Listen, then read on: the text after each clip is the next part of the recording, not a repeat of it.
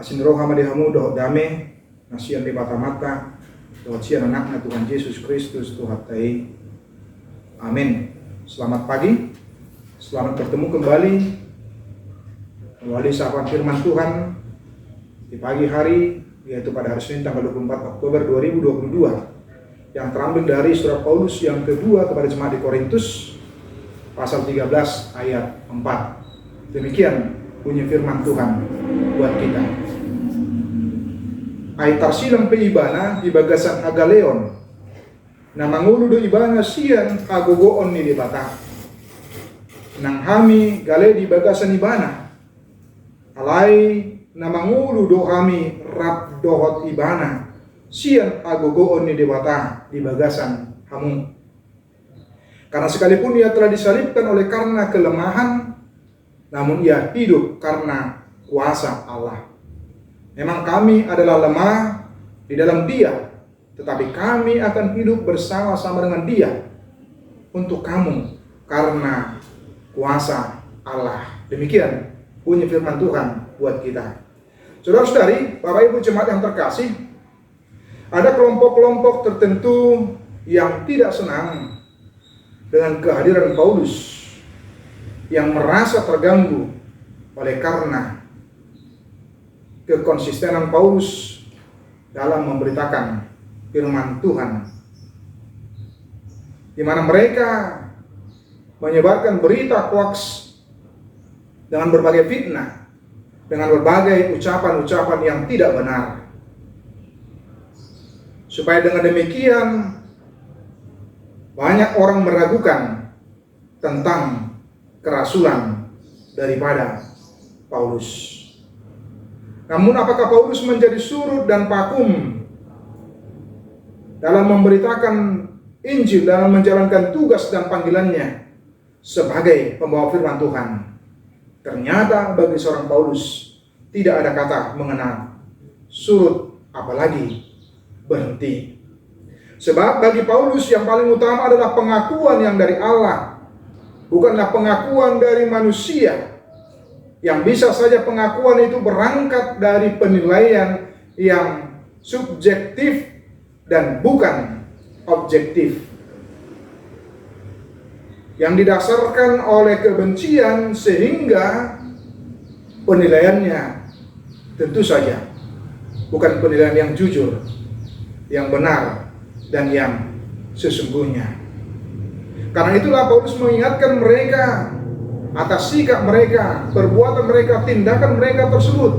Hati-hati katanya di ayat 2, akan hukuman yang dari Tuhan pasti akan terjadi. Di tengah-tengah sifat dan karakter seperti itulah Paulus mengingatkan umat itu bahwa Yesus telah berbicara kepada dia melalui satu peristiwa yang dialami, yaitu peristiwa mengalami kebutaan, dan kemudian itu menjadi titik awal pemanggilan seorang Paulus. Memang bersungguh benar-benar Allah mempersiapkan Paulus untuk menjadi pembawa berita Injil. Di tengah-tengah upaya yang meragukan tentang kerasulan dan berbagai bulian yang diadami dan dihadapi seorang Paulus, Paulus menyatakan bahwa dia akan kuat bersama dengan Kristus, bukan dengan kemampuan dirinya, bukan dengan kepintarannya, bukan dengan kehebatannya, tetapi Paulus menyebutkan bersama dengan Kristus.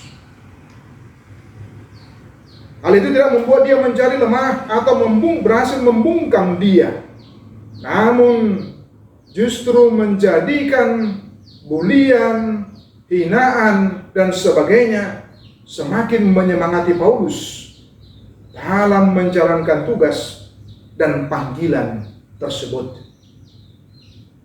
Prinsip dalam diri seorang Paulus di dalam pekabaran Injil yang dia lakukan adalah bahwa tidak ada yang bisa menghentikan langkah dan semangat Paulus dalam memberitakan Injil selain daripada Kristus itu, sang pemilik kabar baik, yaitu Injil itu.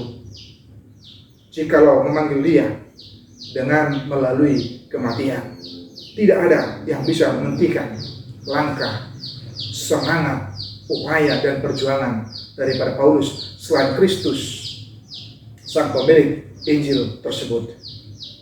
Oleh karena itu, di tengah-tengah kehidupan kita diingatkan tentang yang tantangan yang kita hadapi dan alami di dalam kehidupan kita sehubungan dengan kabar baik. Bisa saja yang baik yang kita lakukan terhadap sesama kita bukannya mendapat apresiasi, tetapi bisa saja mendapat hinaan, cemoohan, ejekan, bulian, dan sebagainya dengan berbagai bentuk dan wujud di dalam kehidupan kita. Akankah kita menjadi berhenti? Akankah kita menjadi surut? Atau justru menjadikan semuanya itu menjadi cambuk bagi kita dan menyemangati bagi kita, sehingga kita tetap bersemangat?